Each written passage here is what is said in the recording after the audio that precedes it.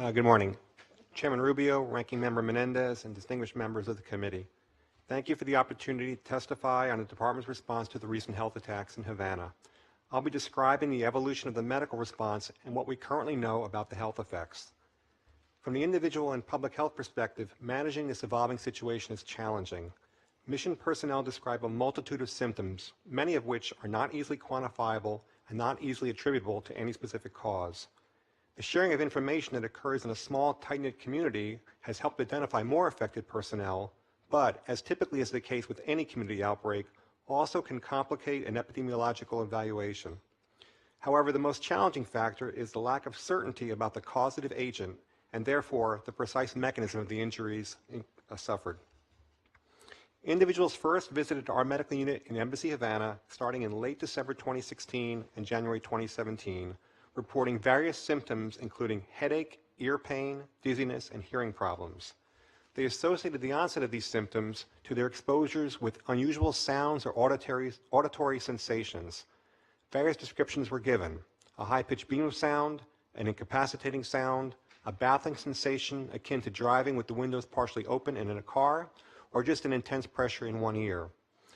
Since the symptoms first reported primarily affected auditory functions, an otolaryngologist at the University of Miami, highly experienced in evaluating acoustic injuries in military personnel, was identified to perform additional assessments.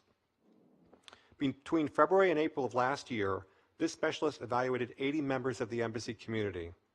Of the individuals evaluated in this initial tranche, 16 were identified to have symptoms and medically verifiable clinical findings of some combination, similar to what might be seen in patients following a mild traumatic brain injury or a concussion. In early July, my office convened a panel of academic experts to review the case histories and the test results gathered to date. Although the assembled group identified that some of the symptoms and findings could be caused by other things such as viral illnesses, previous head trauma, aging, and even stress, the consensus was that the patterns of injuries that had so far been noted were most likely related to trauma from a non-natural source.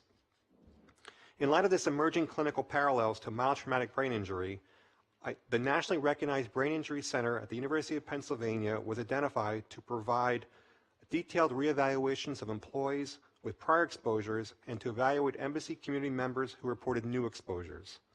As a result of further evaluations begun in late August, additional individuals with exposures that occurred prior to April 24th were added to the list of confirmed cases.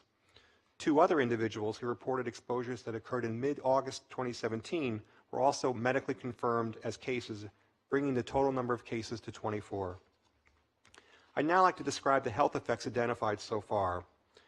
While the descriptions of the auditory sensations have varied, all medically confirmed cases have described some combination of the following symptoms, beginning within minutes to hours of their exposure of the event: sharp, localized ear pain, dull unilateral headache, tinnitus or ringing in one ear, vertigo, visual focusing issues, disorientation, nausea, and extreme fatigue.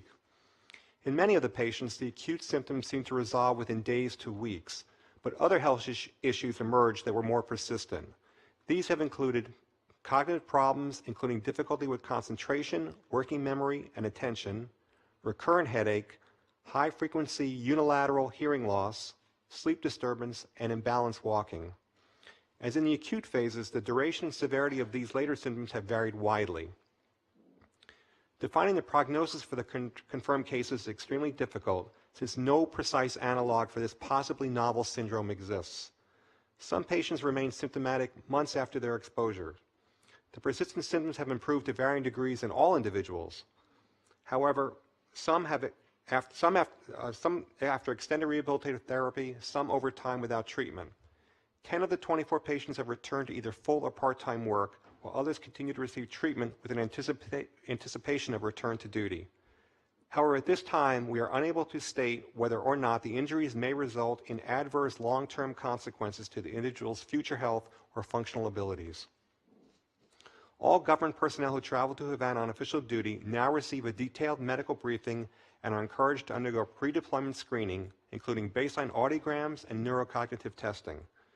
We have formally requested assistance from the Centers for Disease Control for performing a broader epidemiologic evaluation and providing appropriate medical information to the American public.